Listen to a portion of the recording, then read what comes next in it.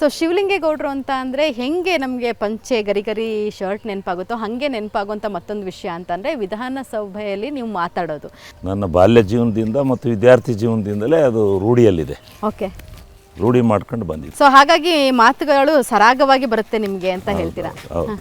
Okay, ನಾನು debater debate ಮಾಡ್ತಾ ಇದ್ದೆ. ಸ್ಕೂಲ್ ಕಾಲೇಜಲ್ಲಿ ಕೂಡ ಡಿಬೇಟ್ ಮಾಡ್ತೀರಾ ನೀವು? ಸ್ಕೂಲು ಕಾಲೇಜ್ನಲ್ಲಿ ಡಿಬೇಟ್ ಮಾಡಿ ಅನೇಕ ಬಹುಮಾನಗಳು ಪಡೆದಿದ್ದೇನೆ. ಮೇಡಮ್, ಮನೆಯಲ್ಲೂ ಹಿಂಗೇನಾ ಮಾತು ಜೋರ ಸರ್?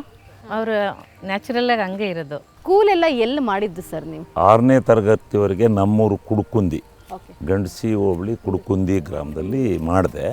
ಸೊ ನಾವು ಕೇಳ್ಪಟ್ವಿ ಸರ್, ನೀವು ಸ್ಕೂಲಲ್ಲಿ ಇದ್ದಾಗಲೇ ಅಪ್ಪ ಆಗಿರ್ಬೋದು ಹಾಗೇನೇ ನಿಮ್ಮ ಅಣ್ಣಂದಿರೆಲ್ಲ ಹೇಳ್ತಿದ್ರಂತೆ ಏನೋ ಒಂದು ಸಾಧಿಸ್ತೀಯಾ ನೀನು ಅಂತೇಳಿ, ನಿಮ್ಮಲ್ಲಿ ಆ ಛಲನ ತುಂಬ್ತಾ ಇದ್ರು ಅಂತ.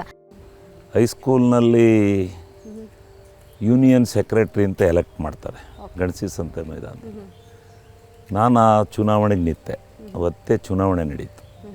ಆ ಚುನಾವಣೆಯಲ್ಲಿ ನನ್ನ ಎದುರಾಳಿಗೆ ಬರೀ 3 ಓಟ್ಗಳು ಬಂದವು. ಇನ್ನಿದ್ದವರೆಲ್ಲ ನನಗೆ ಹಾಕಿದರು. ಅಲ್ಲಿಂದ ನಾನು ಆ ಹೈಸ್ಕೂಲ್ ಲೆವೆಲ್ನಿಂದಲೇ ನನಗೆ ರಾಜಕೀಯದ ಒಂದು ಗೀಳು ಇತ್ತು.